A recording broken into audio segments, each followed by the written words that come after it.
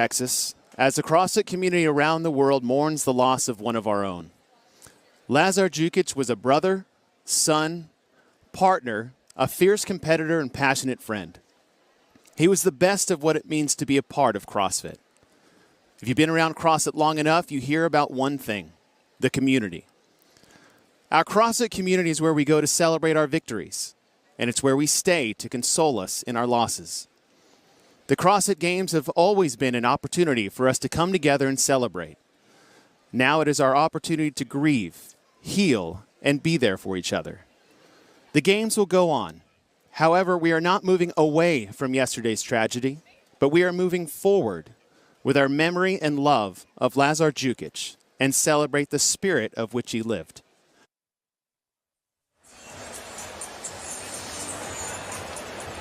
Welcome back, everyone, to the 2024 CrossFit Games. We have moved inside Dickies Arena. The teams that took the stage earlier this morning, and it is now the individuals' turn to step onto the competition floor for the first time since yesterday's Lake Swim.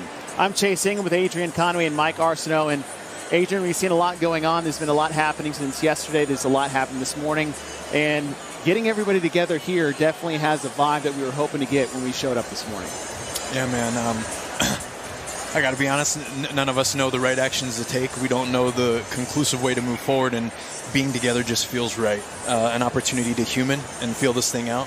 Our competition was built on camaraderie and community and competition, and we get an opportunity to live that out here this week. So I'm very grateful for just that opportunity and the stage to be set, especially for everybody that's willing to take the floor. To live that out and live in the moment, too, because we don't know exactly what's going to happen here today with everybody, how things unfold. But let's go down to the floor to Mike Arsenault.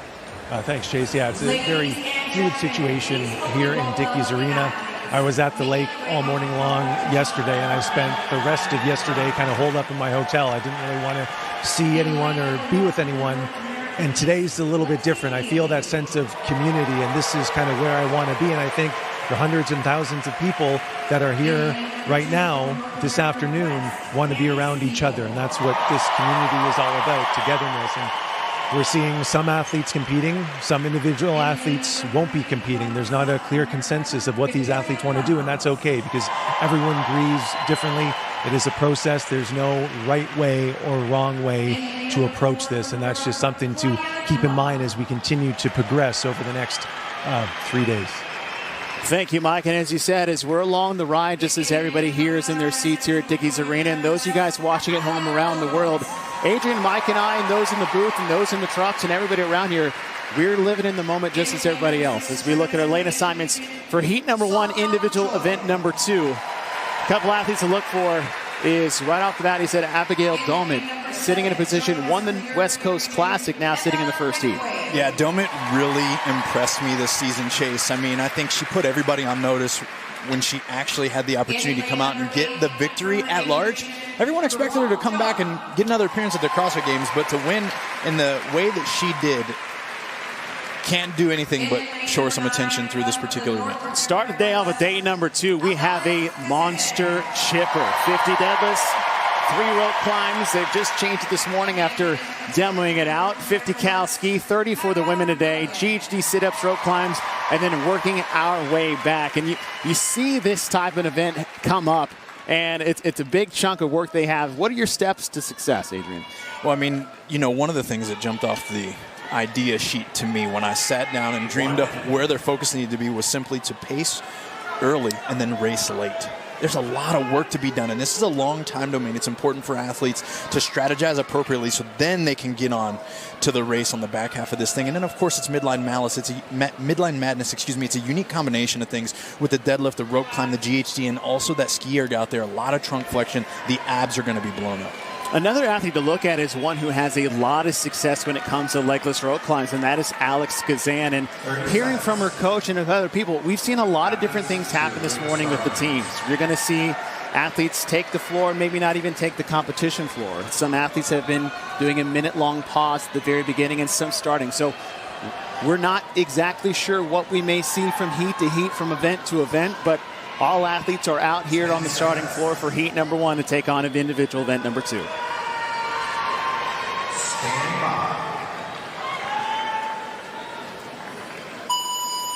Off the buzzer, everyone steps forward except for Lane number 3, Victoria Campos, out of the Mayhem Empire, which Lazar had been a part of for a very long time.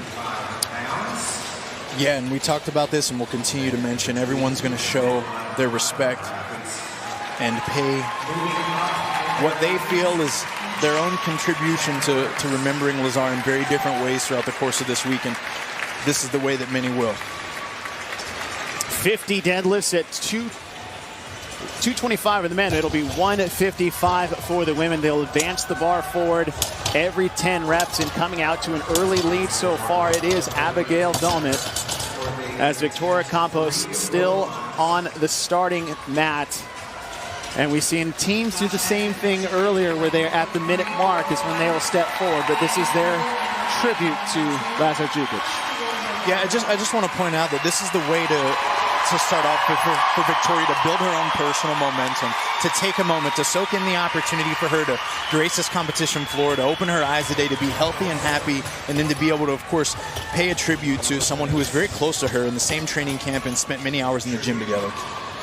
Campos is taking the floor for her 10 deadlifts as she'll advance the bar forward, 155 pounds on the bar.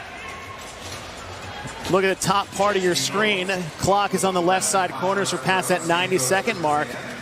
Your leaders will be above with the total reps completed, and 50 reps will get you done with your deadlifts as they will advance to the rig for the first time. And about 3 or 4 athletes on there. You see Danny Spiegel on the right side of your screen. Lexi Neely was actually to the rig first. Now, these 3 rope climbs, they get to use their legs, but it's not exactly the traditional 15 feet we've seen at semifinals or past games, at least for the first 2 sets of rope climbs. That's right. They're staged a little bit shy of the traditional 15 feet, and this lends itself as an advantage to athletes that are a little bit shorter in stature. Of course, we're not surprised to see someone like Danny Spiegel be one of the first athletes to the ropes. Danny Spiegel moving her way to the ski. 30 cals on the ski, as Claudia Gluck has now moved just ahead. Alex Kazan keeping pace. And you think about Alex Kazan and her skill set. She got a top 5 finish at the CrossFit Games last year. Yep. Bottom 5 finish yesterday in the lake swim. And for someone who was a podium contender coming in from a lot of people, this is the event that she really needs, and she can because of her skill set, her fitness, and her ability to climb the rope. She needs this. And other thing too is that yesterday, we didn't do 2 of the 3 events that were scheduled yesterday. We're not sure how that's going to shake out, if they're going to be made up. And for a bad finish in event 1, not to have 2 opportunities to climb out of that hole is something to think about over the course of the weekend. No, you're right. You nailed it, Chase. And I think when you think about overall work capacity, you think about someone like Gazan and this being a great opportunity for her, but also you think about Doman. And that's one of the reasons that we mentioned her even in the lead up. She has tremendous work capacity, a high level of hinging capacity. And when I say hinging, I'm talking about some very general body mechanics where we're hinging in the ski here, we're hinging in the deadlift here, and then of course, she being even a longer framed athlete standing at 5'7" is going to have some advantages getting up and down that rope as well. Abigail Doman has never finished worse than 16th in an in-person rope climb event. So we talk about skill sets and the balance of the programming also within the event. As you said, Adrian, there's a lot of pieces to this puzzle to kick off day number 2. 30 cals on the ski. You look behind. This is a new addition here at the CrossFit Games, but they have a digital board to show you where the athletes are as Alex Kazan moves to the 2nd set of rope climbs. Now, Adrian, over the last couple of days, we've seen a lot of different versions of this being tested and fleshed out and how to get right. And talking to you off camera and how we see this, you like the drop from 5 to 3, but not only that, you like the fact that they're still getting to use their legs before maybe we saw a little different, tougher version from maybe even a seated position in testing. That's right. We saw them test many renditions of this, and we saw where sticking points were created with each different variation. The reason I really love with the legs, Chase, particularly the reduction even in rope climb volume, is because now we really get to see the overall power output of this specific event be elevated that much higher. And our methodology, along with with our sport, we're trying to make large loads travel long distances and do it quickly. We know that makes us very fit, but I'll tell you what, it also presents a very unique and very entertaining show to us as the audience to get to take it in. 50 GHD sit-ups is next in line on this down and back chipper of midline climb. Alex Kazan's the bottom right part of your screen is your current leader, as we are just past the 5-minute mark in a 20-minute capped event for event number 2. And you see Justin Kotler. And he talked to, if you know Justin Kotler, he's the man behind Underdogs, and you can just see he's just sitting there in his thoughts at the moment. He wants the most for Alex. He's a passionate coach. The phrase of wear your emotions on your sleeve has a picture of Justin Kotler next to it in the best of ways. Absolutely the best of ways. I mean, he was one of the people that we got to speak directly with yesterday, and even in us engaging him, it was emotional for all three of us just standing there as he's just talking about what his athletes are experiencing, how they're going to be able to pursue this, and what it would look like. And you got to understand, to be an athlete and to feel your coach. Alex can't even see him right now, but to feel her coach over her shoulder that way and the support, that's exactly what athletes need when they're out there on the competition floor. Alex Kazan in the fore part of your screen has just about 10 reps left of these 50 GHD sit-ups before she moves to the Zeus rig. And though we had shorter climbs, about 12.5 feet in the first 2 sets of 3, we are now going to nearly 17 feet on the Zeus rig. And Adrian, when you go, and we're talking a standard rope height is about 15 feet, you're dialed in. You know every time you go, it's 1.5 climbs and a tap on the rig. Now you have it short, and now we're going to go long as Alex Kazan moves to the tall rope for the first time. And you're speaking to a beautiful part of our sport, Chase. It's the variance that is blended in within each event and even each training modality for the most part when we execute CrossFit. It's changing something ever so slightly just to shift the psychological and the physical approach to executing the skill. This being just a touch higher makes it that much harder for these athletes, specifically coming off the GHD. They got to lift their knees to make that next clamp to make their way to the top. Alex Kazan on the right side of your screen is not alone because 2 reps alongside with her with 1 rep to go is Claudia Gluck, who's a rookie this year at the CrossFit Games. But on those 50 GHD sit-ups, Claudia Gluck had a 7-second faster time in those 50 than Alex Kazan. So made up 7 seconds on those 50, but now we're going right back to the GHD.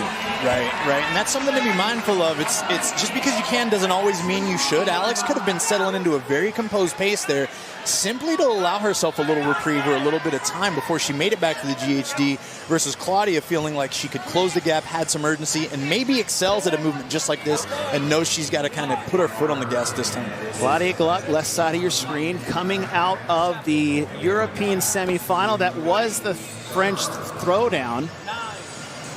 And bit of a hometown advantage as she is one of the French athletes coming out, and just being there in person, the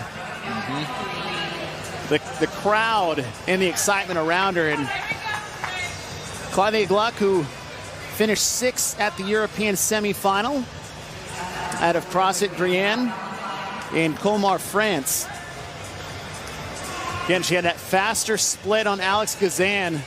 As you can see, Victoria Campos is there along with Abigail Domit. Emma McQuaid has just got on her GHD sit-up. So most athletes are working their way into the second set, and aging with an out-and-back chipper like this, sometimes like an out-and-back run, having gone through it and coming back, you get more information on how the body feels and is responding to these particular movements on the way back. How does that change how you approach getting down the backside of this chipper? It changes it tremendously, and I'll even take it a step further, Chase, and allude on the fact that there's so much interference here between these 2 movements, but of course they intersect as essentially a 3-piece segment in this particular event. But what we're seeing take place on the GHD is these women brace through their knees, flexing their quads, and then pulling their trunk up. It happens pretty violently. The abs are put on a tremendous taxation to do that, and then to climb the legs, or to climb the rope, they must lift those knees to close the distance. As we see Gluck, of course, advance now to her first set of rope climbs back through. And this is where you really want to start to watch that, Chase. So it's like, hey, did the accumulation of fatigue between GHD, rope climb, GHD now affect the next series of rope climbs that'll take place? But Claudia looks strong. Claudia Gluck on her second climb. Alex Gazan just behind her on her first. Gluck actually picked up more time she did on the second set of 50, about 15 seconds faster than Gazan on that second round of GHD sit-ups. Gluck advances forward to the 30 cal ski. Alex Gazan has one more rep to go on her climb, as it is a two-horse race with Abigail Dommett getting to the rope just to the left side of Alex Gazan. Yeah, and what I like here, Chase, is the urgency that Gluck is showing us in between movements. There can be so much time lost. We are competing on a floor that is like no other indoor floor that we've ever competed on, brother. There's so much ground to travel. And so what that means between each apparatus or each movement, you can lose so much time if you tend to lollygag or pause or wait or look for that moment of reprieve. Gluck is being very aggressive, and I like that, especially early on, knowing this is our first opportunity here. It's going to pay off for her. There's so many transitions. One of the biggest shippers we've ever had programmed at the CrossFit Games, and a lot of that deals with the volume of rope climbs, sit-ups, and ski erg, as we have 3 athletes in the lead in this heat number 1. Top part of your screen, Alex Gazan. Second place behind, bottom part of your screen, Claudia Gluck, and Abigail Dommett is moved into 3rd place. And we're looking at rope climb pace so far as they're working their way through these 30 cal skis. You can look in the bottom part of your screen, or just behind the athletes is a digital board. They're going to go to 60. 60 is the number they're trying to get to. So it's nice to have here as far as the broadcast side of seeing where they're at. But a little cool detail for the fans here in the stadium to see this as well. That's right. No, it always helps. And even as we hone in on what we're seeing here with this skier, these athletes are hinging through their hip. They're dropping their center of mass down. Chase, you really want to actually use as much of your body mass to go down to help your arms as they drop down. It's almost like a hinge and a fall versus just a strict pull. And it's going to help save your grip and your lats a tremendous amount. And then ultimately, it's going to help these athletes get off the ski erg first. Danny Spiegel just getting to the ski erg, trying to keep pace and catch up. So you think about the back half of this event plays more to Danny's strengths than or let's say the beginning half and the back half, right? We're circling back to the deadlifts and the rope climbs and the ski erg as Claudia Gluck advances forward as we're just past or approaching the 12.5-minute mark. And Claudia Gluck has been very consistent on a rope climb since the beginning. 29 seconds, 25, and 30. Just a few seconds difference between her shorter climbs. Alex Gazan on the right part of your screen is trying to catch Claudia Gluck. And they're both taking very comparative rests between the rope climbs, so there's not a tremendous amount of urgency as they know what's looming on the other side of these 3. There's 50 deadlifts at 155 pounds. Gluck up to the rope first. You can see the grip starting to take its toll on Gluck, and here comes Alex Gazan. Gluck will touch at the top, right at the 13-minute mark. Gazan drops in time, and they're going to move to the barbell at the same time. 50 deadlifts, 155. Gluck belts up. Alex Gazan grabs the bar. That's the pause Gazan needed from Gluck. Alex Gazan's time split was just a second slower than Gluck to start the event.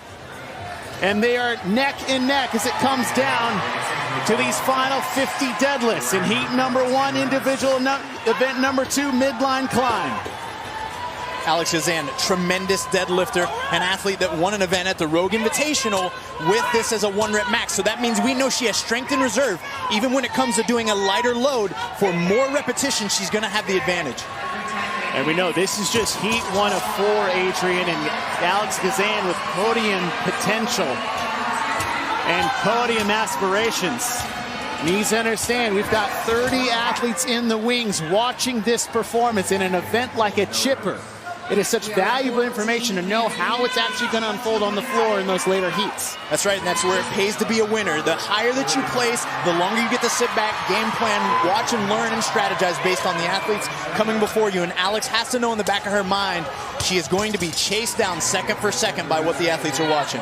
In the back of her mind, she does need to think about that, but also look to the right side over her shoulder because Claudia Gluck is making a move.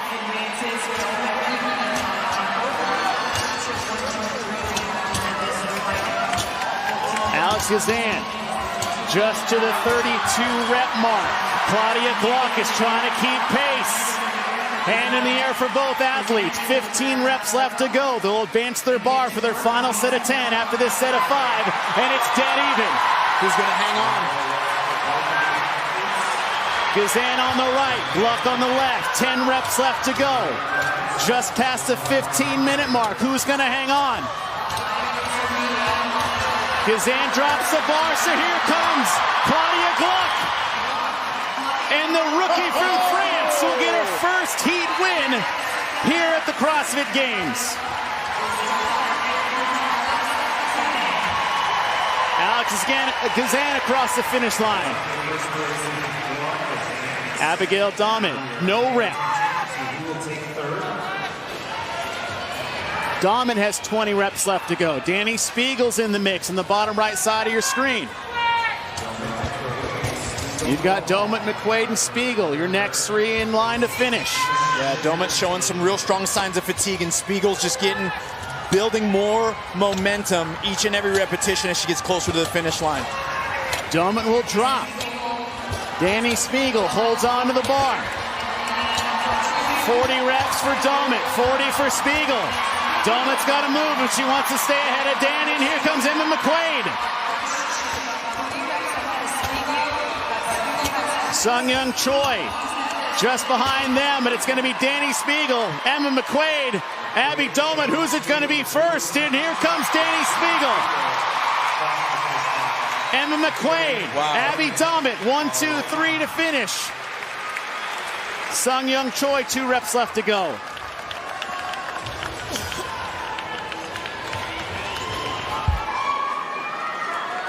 This is a steady cooker of an event, Chase. Like, these athletes, from the moment that go starts, it's just a build of intensity. While we don't see a ton of pace hastening, the amount that their temperature goes up, their heart rate continues to escalate, and the discomfort in their posterior chain, the glutes, the hamstrings, the lower back, they are on fire. Sung-Young Choi making her 3rd appearance here at the CrossFit Games.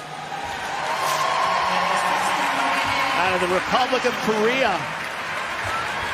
Kyra Milligan, rookie here this year in individual competition. She's been on a team before.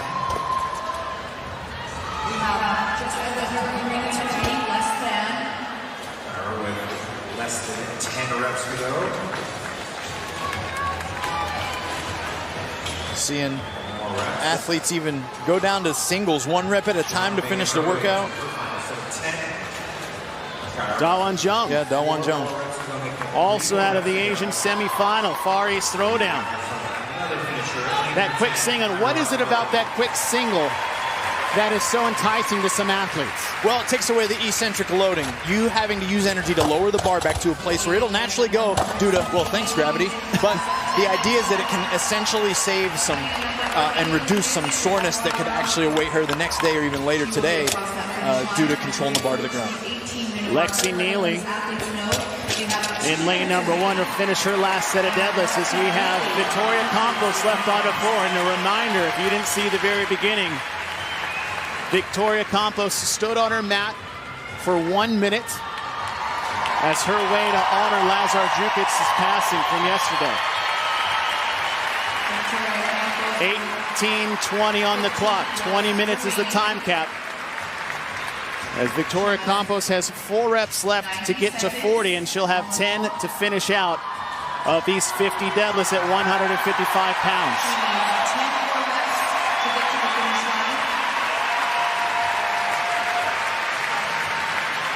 Age, we touched on this in the beginning. We're not sure how the emotions are going to go, how the athletes are going to respond.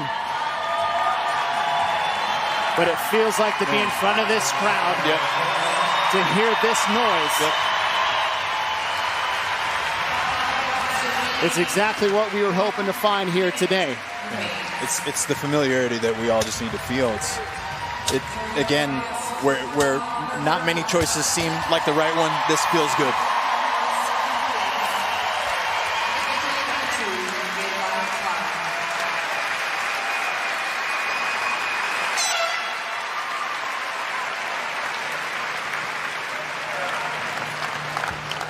Claudia Gluck sets the time to beat in heat number 1 as she gets her first taste of the competition floor in Dickies Arena. First event in the big stadium. She put on a show, man. But it was the way this whole event started. Victoria Campos taking a moment to remember a friend, a training partner, a brother of sorts, and then to come onto the competition floor and leave it all where she could. But then the predominant focus here between the leaders was Alex Gazan and Claudia Gluck, and that's where our storyline continued all the way through the midpoint, where we saw Gluck start to have less and less rest time, not just through reps, but also through the transition of movements. Gluck was smooth execution on the GHD. Chase, you alluded to the fact that that's actually where she made up a significant amount of time on both sides of that movement. And then it was here in the final stretch of the deadlifts where these athletes were rep for rep.